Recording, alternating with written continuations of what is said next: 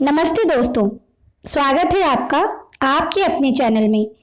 मैं आज आपको सुनाने जा रही हूँ मुंशी प्रेमचंद की लिखी कहानी विध्वंस। आशा है आपको जरूर पसंद आएगी। तो आइए सुनते हैं विध्वंस। जिला बनारस में बीरा नाम का एक गांव है। वहां एक विधवा वृद्धा संतानहीन गोरिन रहती थी जिसका भुनगी नाम था। उसके पास एक धुर भी जमीन न थी और ना ही रहने को घर ही था। उसकी जीवन का सहारा केवल एक भाड़ था। गांव के लोग प्रायः एक बेला चबैना या सत्तू पर निर्वाह करते ही हैं, इसलिए भुनगी के भाड़ पर नित्य भीड़ लगी रहती थी। वह जो कुछ भुनाई पाती वही भून या पीस कर खा लेती और भाड़ ही की झोपड़ी के कोने में पड़ी रहती।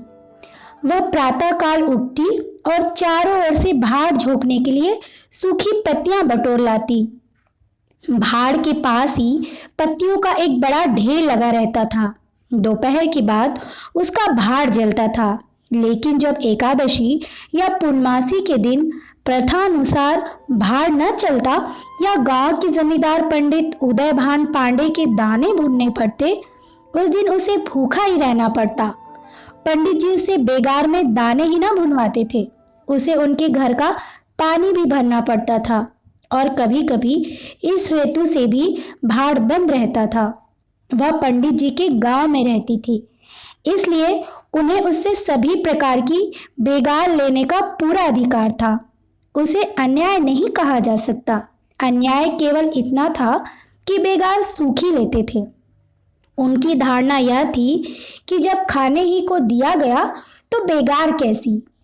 किसान को अधिकार है कि बैलों को दिन भर जोतने के बाद शाम को खूंटे से भूखा बांध दे। यदि वह ऐसा नहीं करता तो यह उसकी दयालुता नहीं है, केवल अपनी हित चिंता है। पंडित जी को इसकी हित चिंता न थी, क्योंकि एक तो भुनगी दो एक दिन भूखे रहने से मर नहीं सकती थी और यदि दैव योग से मर भी जाती तो उसकी जगह दूसरा गुण बड़ी आसानी से बसाया जा सकता था। पंडित जी की यही क्या कर्म कृपा थी कि वह भुनगी को अपने गांव में बसाए हुए थे।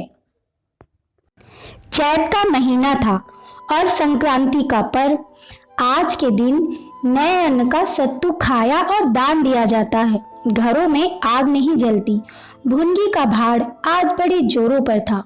उसके सामने एक मेला सा लगा हुआ था। सांस लेने का भी अवकाश न था।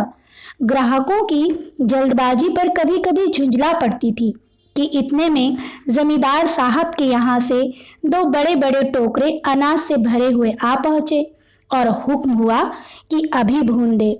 भुनगी दोनों टोकरे देखकर सहम उठी। अभी दोपहर था, पर सूर्यास्त के पहले इतना अनाज भूनना असंभव था। घड़ी दो घड़ी और मिल जाते तो एक अठवारे के खाने भर को अनाज हाथ आता। देव से इतना भी न देखा गया। इन यमदूतों को भेज दिया। अब पहर रात तक सेंत मेत में भाड़ में जलना पड़ेगा। एक नैराश्य भाव से दोनों टोकरे ले लिए। चपरासी ने डांट कर कहा, देर न लगे नहीं तो तुम जानोगी। भुनगी, यहीं बैठे रहो, जब भुन जाए तो लेकर चले जाना। किसी दूसरे के दाने छूऊं तो हाथ काट लेना। चपरासी, बैठने की हमें छुट्टी नहीं है, लेकिन तीसरे पहर तक दाना भून जाए। चपरासी तो यह ताकीद करके चलते बने और भुनगी अनाज भूनने लगी। लेकिन मन भर अनाज भूनना कोई हंसी तो थी नहीं। उस पर बीच बीच में भुनाई बंद करके भाड़ भी झोंकना पड़ता था। अतएव तीसरा पहर हो गया और आधा काम भी ना हुआ। उसे भय हुआ कि जमींदार के आदमी आते होंगे, आते ही गालियां देंगे, मारेंगे। उसने और वेग से हाथ चलाना शुरू किया। रास्ते की ओर ताकती और बालू नाद में छोड़ती जाती, यहाँ तक कि बालू ठंडी हो गई, सेवड़े निकलने लगे। उसकी समझ में न आता था क्या करे। न भूनते बनता था न छोड़ते बनता था। सोचने लगी, कैसी विपत्ति है। पंडित जी कौन मेरी रोटियां चला देते हैं, कौन मेरे आंसू पोंछ देते हैं।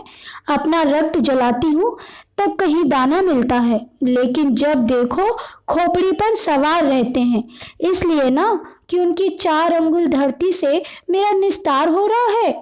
क्या इतनी सी जमीन का इतना मोल है? ऐसे कितने ही टुकड़े गांव में बेकाम पड़े हैं, कितनी बकरियां उजाड़ पड़ी हुई हैं, वहां तो केसर नहीं उपजती, फिर मुझी पर क्यों ये आठों पहर धौंस रहती है? कोई बात हुई और यह धमकी मिली कि भाड़ खोदकर फेंक दूंगा, उजाड़ दूंगा। मेरे सिर पर भी कोई होता तो क्यों बौछारें सहनी पड़ती। वह इन्हीं कुत्सित विचारों में पड़ी हुई थी कि दोनों चपरासियों ने आकर कर्कश स्वर से कहा, क्योरी, दाने भुन गए? भुनगी ने निडर होकर कहा, भून तो रही हूं, देखते नहीं हो? चपरासी, सारा दिन बीत गया और तुमसे इतना अनाज न भूना गया? यह तू दाना भून रही है कि उसे चौपट कर रही है? यह तो बिल्कुल सेवड़े हैं, इनका सत्तू कैसे बनेगा? हमारा सत्यानाश कर दिया। देख तो आज महाराज तेरी क्या गति करते हैं। परिणाम यह हुआ कि उसी रात को भाड़ खोद डाला गया और अभागिनी विधवा निरावलंब हो गई।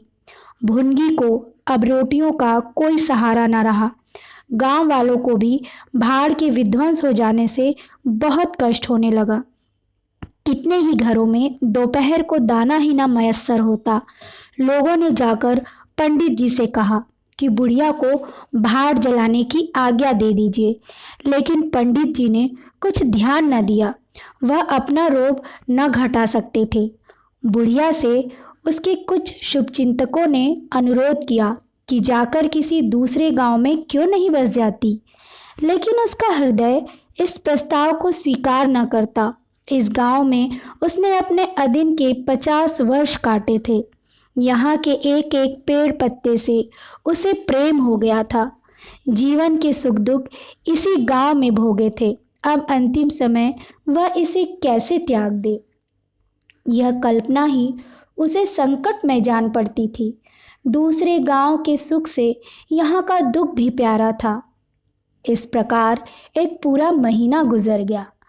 प्रातः काल था। पंडित उदय भान अपने 2-3 चपरासियों को लिए लगान वसूल करने जा रहे थे। कारिंदों पर उन्हें विश्वास न था। नजराने में, डांड बाद में, रसूम में वह किसी अन्य व्यक्ति को शरीक न करते थे। बुढ़िया के भाड़ की ओर ताका तो बदन में आग सी लग गई। उसका पुनरुद्धार हो रहा था। बुढ़िया बड़े वेग से उस पर मिट्टी के लौंदे रख रही थी। कदाचित उसने कुछ रात रहते ही काम में हाथ लगा लिया था और सूर्योदय होते ही उसे समाप्त कर देना चाहती थी। उसे लेश मात्र भी शंका न थी कि मैं जमींदार के विरुद्ध कोई काम कर रही हूँ। क्रोध इतना चिरजीवी हो सकता है, इसका समाधान भी उसके मन में न था। एक प्रतिभाशाली पुरुष किसी दीन अबला से इतना कीना रख सकता है? उसे उसका ध्यान भी न था। वह स्वभावतः मानव चरित्र को इससे कहीं ऊंचा समझती थी। लेकिन हा हतभागिनी, तूने धूप में ही बाल सफ़ेद किए। सहसा उदय भान ने गरज कर कहा, किसके हुक्म से? भुनगी ने हक बकाकर देखा तो सामने जमींदार महोदय खड़े हैं। उदय भान ने फिर पूछा, किसके हुक्म से बना रही है? भुनगी ने डरते हुए कहा, सब लोग कहने लगे बना लो तो बना रही हूँ। उदय भान, मैं अभी इसे फिर खुदवा डालूंगा। ये कहकर उन्होंने भाड़ में एक ठोकर मारी। गीली मिट्टी सब कुछ लिए दिए बैठ गई। दूसरी ठोकर नान पर चलाई, लेकिन बुढ़िया सामने आ गई और ठोकर उसकी कमर पर पड़ी। अब उसे क्रोध आया। कमर सहलाते हुए बोली, महाराज, तुम्हें आदमी का डर नहीं है तो भगवान का डर तो होना चाहिए। मुझे इस तरह उजाड़ कर क्या पाओगे? क्या इस 4 अंगुल धरती में सोना निकल आएगा? मैं तुम्हारे ही भले की कहती हूँ। दीन की हार मत लो, मेरा रोआ दुखी मत करो। उदय भान, अब तो यहाँ फिर भाड़ न बनाएगी? भुनगी, भाड़ न बनाऊंगी तो खाऊंगी क्या? उदय भान, तेरे पेट का हमने ठेका नहीं लिया। भुनगी, टहल तो तुम्हारी करती हूँ, खाने कहाँ जाऊँ? उदयभान, गांव में रहोगी तो टहल करनी पड़ेगी। भुनगी, टहल तो तभी करूंगी जब भाड़ बनाऊंगी, गांव में रहने के नाते टहल नहीं कर सकती। उदयभान, तो छोड़कर निकल जा। भुनगी, क्यों छोड़कर निकल जाऊं? 12 साल खेत जोतने से असामी काश्तकार हो जाता है। मैं तो इस झोपड़े में बूढ़ी हो गई। मेरे सास ससुर और उनके बाप दादी इसी झोपड़े में रहे। अब इसे यमराज को छोड़कर और कोई मुझसे नहीं ले सकता। उदयभान, अच्छा तो अब कानून भी बघाड़ने लगी। हाथ पैर पड़ती तो चाहे मैं रहने भी देता, लेकिन अब तुझे निकाल कर ही दम लूंगा। चपरासियों, अभी जाकर इसके पत्तियों के ढेर में आग लगा दो, देखे कैसे भाड़ बनता है। एक क्षण में हाहाकार मच गया। ज्वाला शिखर आकाश से बातें करने लगे। उसकी लपटें किसी उन्मत्त की भांति इधर उधर दौड़ने लगी। सारे गांव के लोग उस अग्नि पर्वत के चारों ओर जमा हो गए। भुनगी अपने भाड़ के पास उदासीन भाव से खड़ी यह लंका दहन देखती रही। अकस्मात वह वेग से आकर उसी अग्निकुंड में कूद पड़ी। लोग चारों तरफ से दौड़े, लेकिन किसी की हिम्मत न पड़ी कि आग के मुंह में जाए। क्षण मात्र में उसका सूखा हुआ शरीर अग्नि में समाविष्ट हो गया। उसी दम पवन भी वेग से चलने लगा। ऊर्ध्वगामी लपटें पूर्व दिशा की ओर दौड़ने लगी। भाड़ के समीप ही किसानों की कई झोपड़ियां थीं। वह सब उन्मत्त ज्वालाओं का ग्रास बन गई। इस भांति प्रोत्साहित होकर लपटें और आगे बढ़ी। सामने पंडित उदयभान की बखार थी, उस पर झपटी। अब गांव में हलचल पड़ी। आग बुझाने की तैयारियां होने लगी, लेकिन पानी के छींटों ने आग पर तेल का काम किया। ज्वालाएं और भड़की और पंडित जी के विशाल भवन को दबोच बैठी।